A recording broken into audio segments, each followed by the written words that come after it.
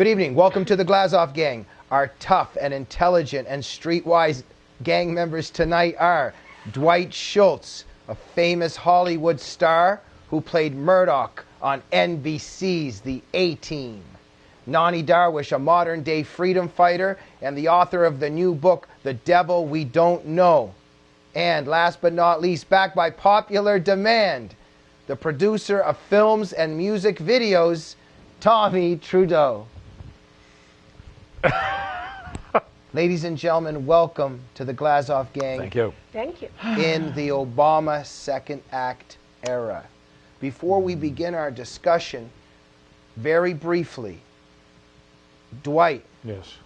Scared, depressed, or surprised, or a combination of the three in terms of Obama's victory? Well, I'm certainly scared. Scared? I am scared because he is a neo-Marxist, and I think the mask will come off, and I think that we are going to see a very confrontational, chaotic 4 years. Okay, just a sec. I just want to go quickly in around. So more or less scared. Yeah. Nonie, let me guess, depressed. I was depressed for the first day. 24 hours? Yeah. Then? Now I am realistic. I believe that the country has been pushing towards socialism. Its media is pushing it.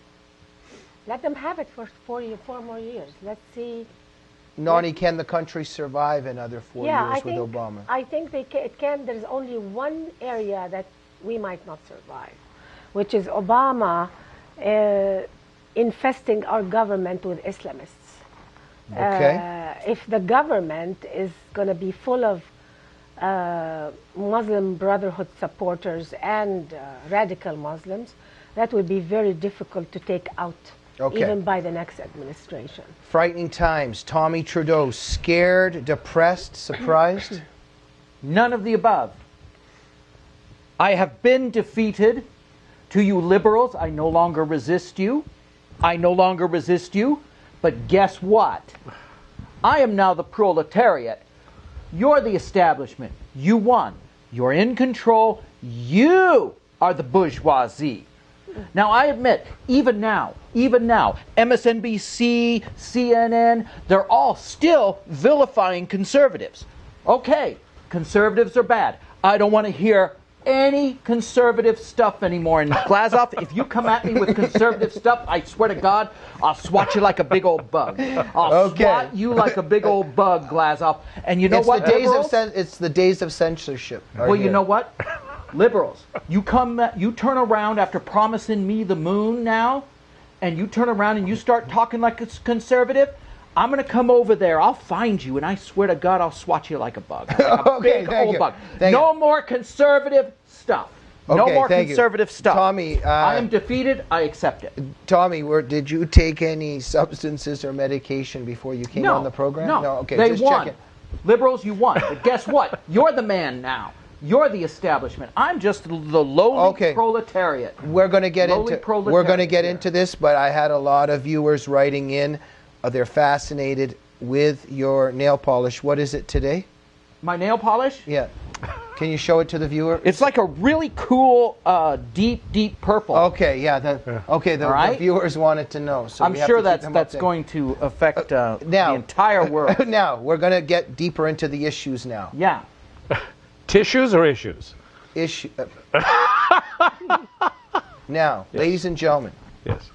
I did call this thing, I'm not trying to gloat, but I was always saying Obama was going to win, and I was being reprimanded. I don't know why, and I was told to be more optimistic. I'm still very puzzled by all that. I want to discuss it later because for me it's not about optimism or pessimism, and I also believe that we should make predictions according to things that we are horrified that is going to happen. Right. I mean, how about the Jews in the 30s that knew what was coming in terms of the Holocaust, and they were very patronized and talked to condescendingly by other Jews, being told, oh, the Germany is a civilized society, they would never do something like this, etc. My point is there's a time for saying the truth, and when we think that there's a certain evil that's camouflaged and coming at us. And so I saw this, so I'm not surprised, but it is very sad. Let me begin with this. Dwight, why did Obama win?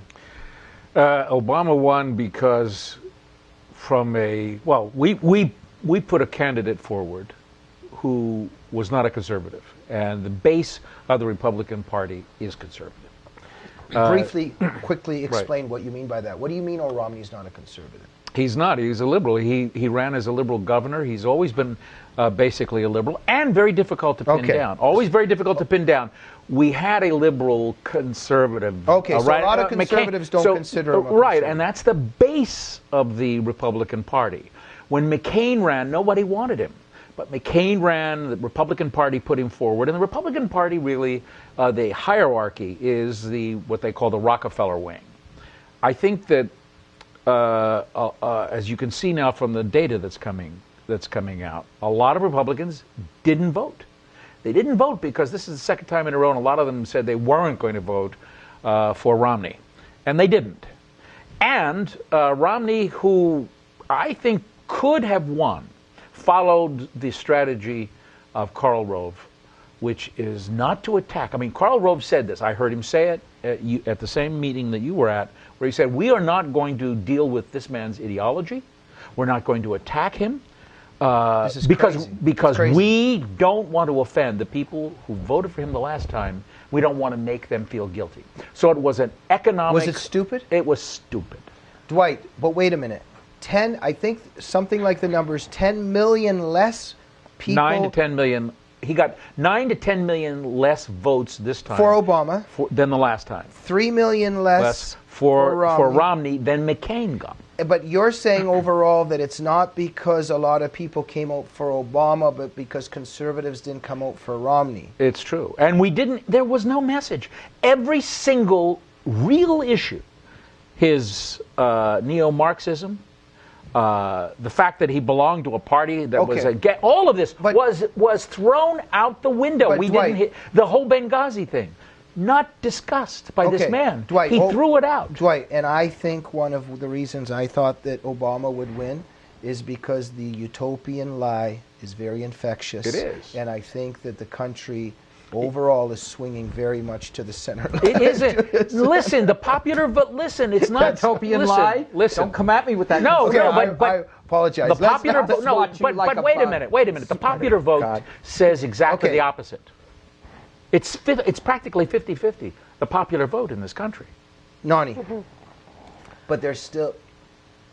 But imagine what it says about how many people voted for Obama, despite all the destructiveness that he's engaged in. Nonie? We lost because we're not united. The Republicans are not united. We are fractured. Some of us want, if it's not a Reagan, we're not going to vote for him. I mean, some of us are so one-issue thing about abortion, or and that's why we lose. We're 3 million Republicans then go out to vote, and I think that's the reason we're not winning, because we are a fractured party. The Democrats are more united than us.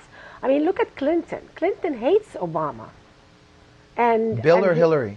Both, probably. And look at them. They are, campaigning for him. So we're not We're not voting smart. Some of us, if it's not a Reagan, then I'm not going to vote. So you see the problem also is not enough conservatives are coming out to vote for Romney, right? Exactly. Do you think that there's any issues that conservatives are going to have to sacrifice to strategically do better in the future? Absolutely. I think we have to tell the evangelicals that the issue of abortion should not be a government problem. The evangelicals have to stop, voting according to the issue of abortion. It's very interesting, though, that in the early 80s with Jerry Falwell and, Jimmy Swaggart, that all the evangelicals were once a very strong base for the Republicans. Well, they still are. But they didn't vote. No, they came out heavily and voted for Romney. Okay, just but still, I'm going to let you go. Lot. But you think that abortion and those issues are hurting Republicans, right? I'm against abortion, but it should not be a government issue. But what happens? It should not be a party issue. But what happens if it's a party issue for the Democrats? The Democrats force the issue on us. Okay. in order to defeat us. Okay. Because they know we are trembling that we're going to lose the evangelical vote.